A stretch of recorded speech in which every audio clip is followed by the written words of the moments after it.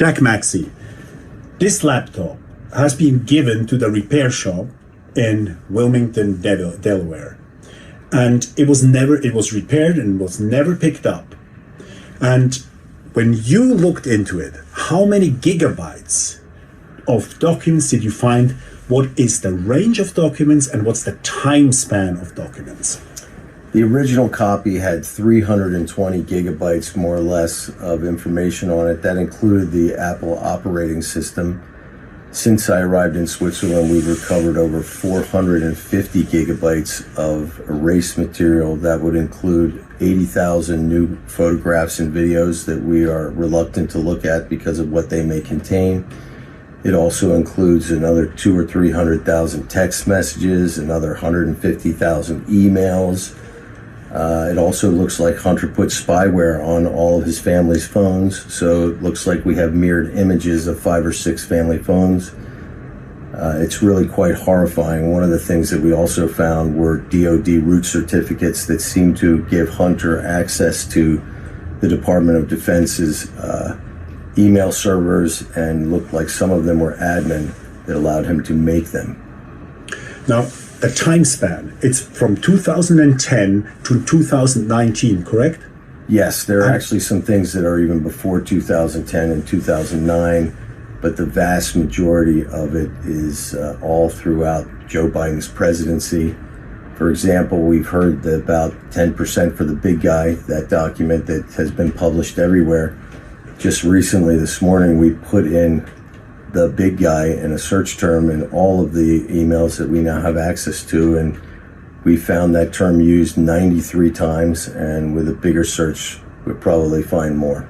The reason why Hunter Biden had access to some of the richest people in the world, and also to substantial governments like the Chinese, the Russians, that is because of his father's role as vice president. So he was traveling around the world doing businesses on Air Force Two, on the private airplane or on the official airplane of the vice president. Can you tell us a little bit about the network that he built up as the vice president's son? Well, Hunter was involved with transnational criminals, crooked governments, all the way from Latin America to Central Europe. You have to imagine that he was not hired for his expertise for Burisma. He does not speak Ukraine. He has no experience in natural gas whatsoever. Yet he gets $82,000 a month as a retainer fee to sit on the board of directors with another fellow named Devon Archer. Devon Archer's relationship to John Kerry is very tight. He was his body double during his run for president, and he was the roommate of Christopher Heinz, John Kerry's stepson, a scion of the Heinz ketchup family. Hunter also got a $1.5 billion deal with the Bank of China, which is to say Chairman Z. It's not like a UBS or Credit Suisse. This is the private piggy bank of the most evil dictator on planet Earth. Now, to give you an idea of Joe Biden's involvement, he had 2 mandates by Barack Obama. One was to make sure that the Russians pulled out of Crimea. He failed miserably, but shortly thereafter, Hunter got an $82,000 a year job working for Burisma, most of whose assets are inside Russian-occupied Crimea. When you look at the deal with Bohai Harvest, the Chinese-backed private equity fund, Joe Biden was sent to China with the specific purpose of making sure that they did not build those landfill aircraft fields in the South China Sea, and that those sea lanes would be kept open for global commerce. This is almost 175-year aim of the United States Navy, and he failed there miserably.